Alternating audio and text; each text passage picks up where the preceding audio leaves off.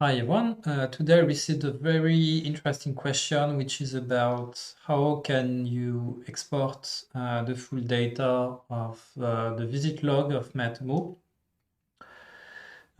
without, let's say, too much difficulties. So here we are talking about this specific use case. When you want to export the raw data, typically to send them to what we call a data warehouse, to say Google Looker or Microsoft BI or Metabase or whatever. So to say to take the database and set it somewhere. You have two main methods, the one with the API, the other one with the database. So the database, few people want to go for this solution because it's highly technical and require an access to the database. So most of the people will go for the export of the HTTP API. They will go like this.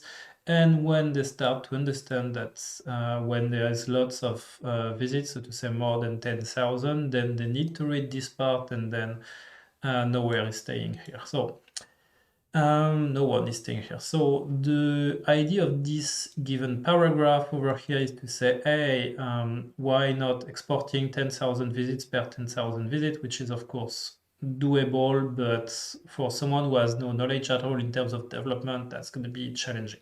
So the idea is how can we make this, so to say export 10,000 by 10,000 by using our brain. So to say here, we're not going to use ours, but the one of ChatGPT.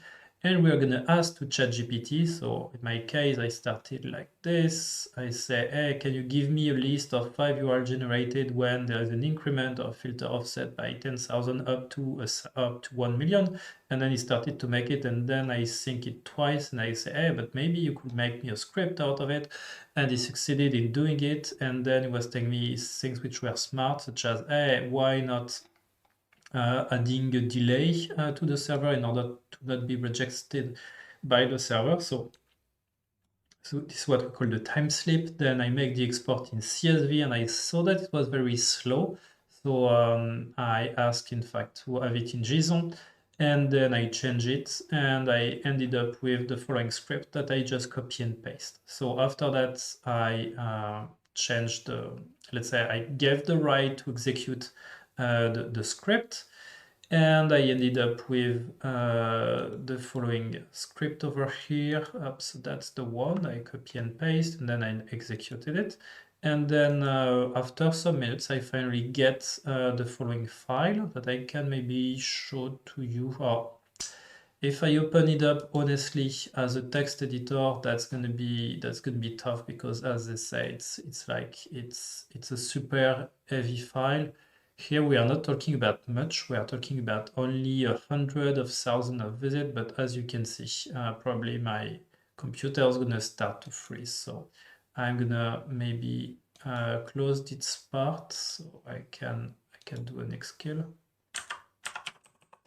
Okay, and that's it. So let's go back to what I wanted to show. So what happened? So I can show it to you like this. So if I execute my script, so Python 3 and then the name of my script, and this is what's going to happen. So it's going to fetch the first batch of 10,000. Then it's going to wait a certain amount of time. So in my case, I defined it to 1 second. But as you can see, it's taking far more time than this, because it needs to export, to execute the request, get the data, add them within the file. And then once it's finally copied, then execute the next one, and so on and so forth. So that's the reason why it's taking a bit of time. Maybe in some seconds we will see the second message saying fetching data with filter offset equal 10,000.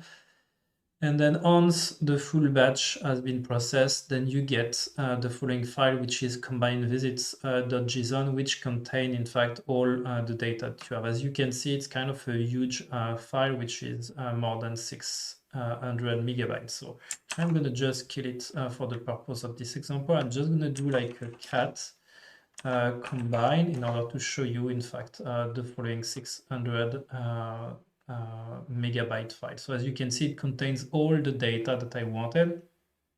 So in your case, how are you gonna make it? So the big thing to understand is just about executing some requests with the following parameter incremented by 10,000. And in order to get this given script or file, you need to use, using ChatGPT will save you a lot of time and will allow you to make it possible. And then once you have it, then you can easily just execute it. And then, of course, you need to follow it like uh, like a bowl of water on the fire. But if you do so, you will at the end of the day get the script and you can execute it, and then it's going to take some minutes, maybe an hour, according to the number of data that you have. But it's going to export all of this into one single file, which probably will be worth 10 gigabyte or even more. And then you can use this 10 gigabyte file in order to use it within your data warehouse. Hope you enjoyed this video. Thanks for watching.